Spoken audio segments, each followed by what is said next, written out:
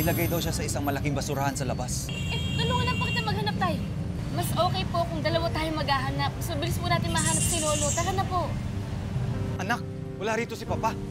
Boss, bakit nilalabas yung mga basura? May hinahanap lang kami. Saan pa ba may ganitong basura? Boss, sa likod do. Tara, anak. Mabuti na lang, hindi ako nahuli ng mga marites. Eh, yung mga nurses na sinisanti ko sa Apex, nandito din sila sa bazaar. Mami, mag-iingat ka, ha? Don't worry, anak. We're in the clear. Dahil wala na tayo sa listahan ng mga suspecha nila. Dahil sa buong akala nila, kidnap for ransom yung nangyari. Nakita ko nga pala yung batang doktor. Si Annalyn, ano, nakita ka ba niya? Kabanggaan kami. Pero hindi naman ako mumukha nun. Bida-bida talaga yung babae niya kahit kailan eh. Kala niya siguro mahuhuli niya ako. Hindi pa ipinapanganak ang taong makakasira ng mga plano ko. Mano, tulungan niyo po kami. Ano pong problema? Pinahabol kami, papatayin kami. Ano po? Hoy! Ayan po!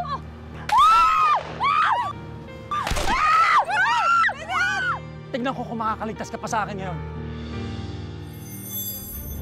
Huli ka!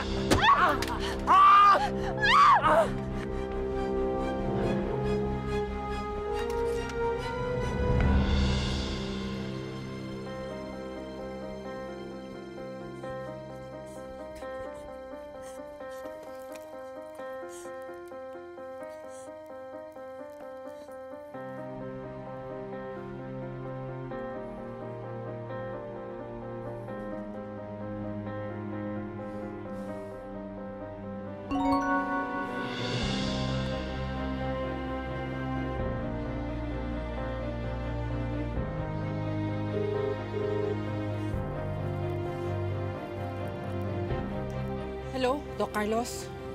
Kitty, ano tong sinam sa akin na location pin? Si Lynette po hinahabol ng mga magnanakaw. Nandyan po kami sa pin na yan. Ano? Sige, pupunta lang kami dyan. Malapit lang kami. Kitty, huwag mong pahabayan si Lynette, please. Yes po, Doc. Doc Kitty, anong gagawin natin? Tumawag ka ng pulis. Pero paano ka? Hindi kita pwedeng iwan. Ano ba? Susundan ko si Ma'am Lynette. Kitty, no! Kitty! Tumawag ka ng pulis. Tumawag ka ng pulis, Doc. Okay lang. Okay.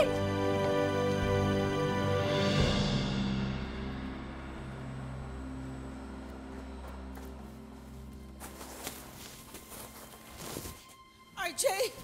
Annalyn, ano nakita niyo na Papa? Hindi pa, ate. Ano na to?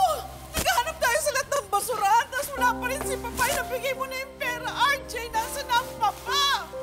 Ate, sinunod ko naman lahat ng gusto nila.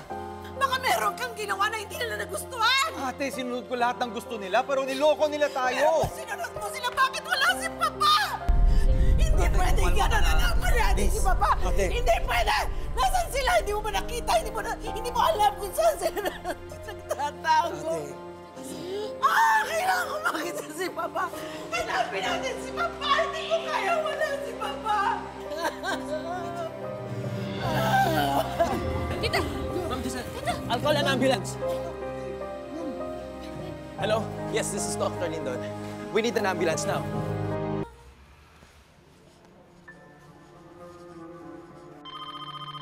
Hello, Ma'am.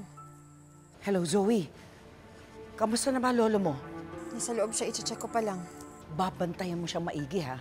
Kapag sinubukan niyang tumakas, barilin mo. What? Ma'am, hindi ko kayang gawin yun.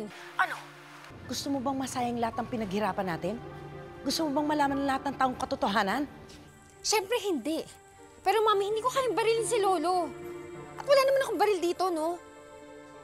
May baril dyan sa kahon sa ilalim ng mesa. Mami, hindi ko kayang barilin si Lolo, okay? Ano ba, hindi ka pa bababalik? Maya-maya. Zoe, nakaibalahadya na yung pera. Makinig ka sa akin, ha? Hindi ko alam kung anong kayang gawin ng mokong na yan. If he tries to do anything to you, barilin mo rin. Mami, ang sabi ko, hindi ko kayang barilin si Lolo, okay? Of course you can. You are strong, Zoe. You are a fighter. Isipin mo, ginagawa mo ito para sa ating dalawa. Mami, pwede ba? Wala akong babarilin, okay? Tumigil ka na nga! Hindi ko kayang gawin yun! O sige na, mag-ingat ka.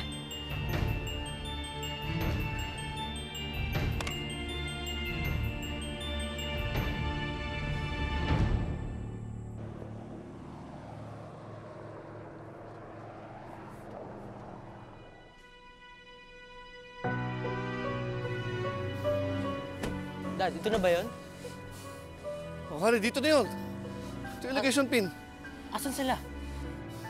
Dito ka lang, hahanapin ko sila. Hindi, Dad. Kailangan ko pumunta. Tutulong ako. Dito ka lang, Harry. Baka mapahamak ka. Pero, Dad, mas mahahanap natin si Tita Lynette kung dalawa tayo. Ang sabi ko, dito ka lang.